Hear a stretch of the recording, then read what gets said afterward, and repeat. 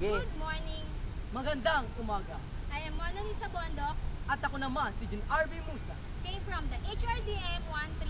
Galing sa HRDM 1 the third. And this is News Balita. At ito ang Balitang News. We are here in historical place in Fort Santiago. At nandito kami sa may saysayang lugar na tinaguri ang Fort Santiago. What is the history of Fort Santiago? Ano nga ba ang kasaysayan ng Fort Santiago? Fort Santiago is located in the northwestern part of the walled city.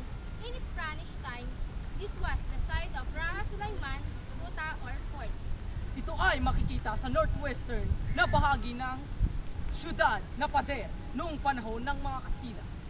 Let's follow and discover the beautiful place. Samahan nyo kami at ating himay-himayin at diskubrihin itong lugar na ito. Babanas! Everybody, let's go! Let's can do it. I know that we can do it. Where are we going? Fort Santiago!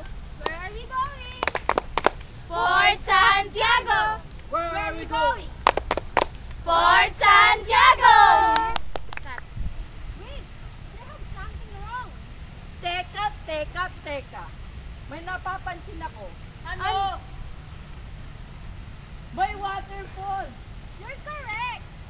Now, we're hearing Jane and Ashley to discuss about the waterfalls. Init pre. This is the fountain. Ito ang fountain that located in Fort Santiago. Na ito ay makikita sa Fort Santiago. Did you know that we have two kinds of fresh water? Hindi nyo ba alam na meron tayong dalawang uri na sariwang tubig? This is Lenti and Loti. Ito ay tinatawag na Lenti at Loti. Ano ba ang pinagkaiba ng Lenti sa Loti? The difference between the two. The Lenti is the standing water, while the Loti is the flowing water.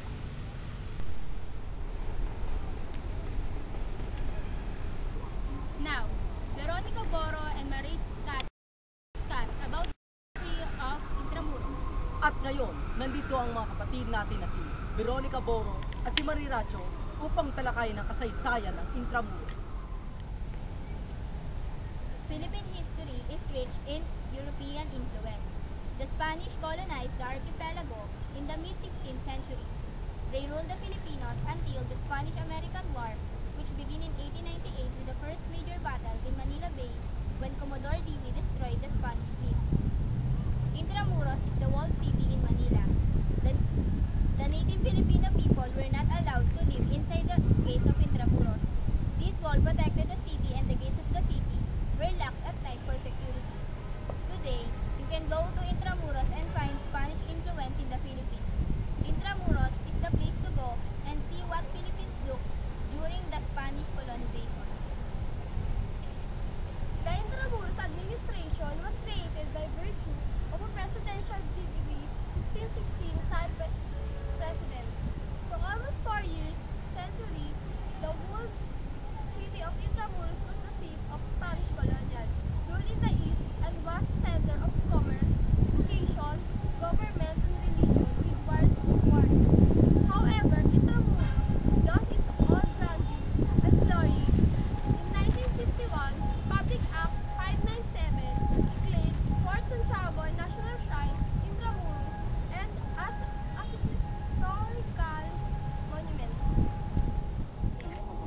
Republic Act 1407 declared the walled city a commercial, residential, and educational district. This law opened Intramuros to all kinds of structures in complete disregard to historic history. It also ordered the widening of the streets of vehicles. Back to you, Mona and Art. Now, Cyril Valladores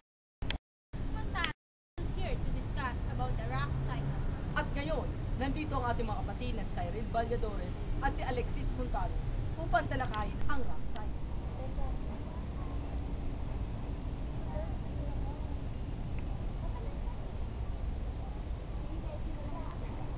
Did you know that there is a rock cycle? The first is sediment. Alam niyo ba na mayroong rock cycle, ang una ay ang sediment. Such process like sedimentation, liquefaction, and cementation is created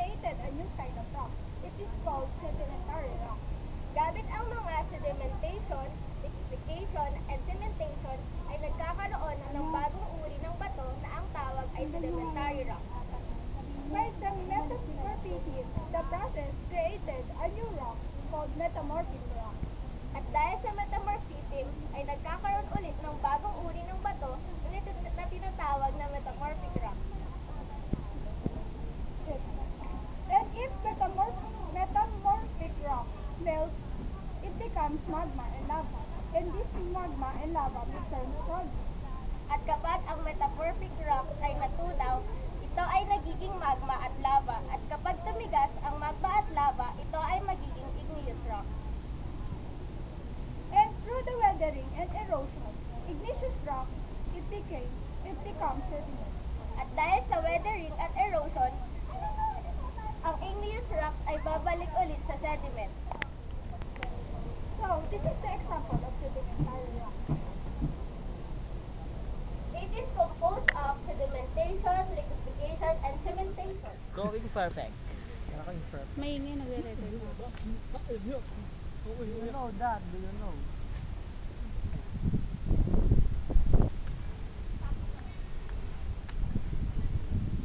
Oh, what is this?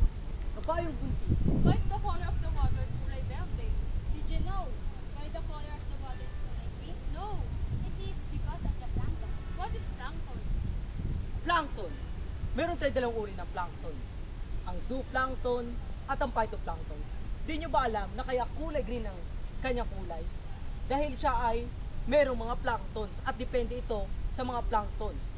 Ang planktons ay napakahalaga sa ating ecosystem. Dahil alam nyo ba na mga blue whale, yan ang kanilang ginagawang pagkain. Oh, now I know. Stop! Teka lang!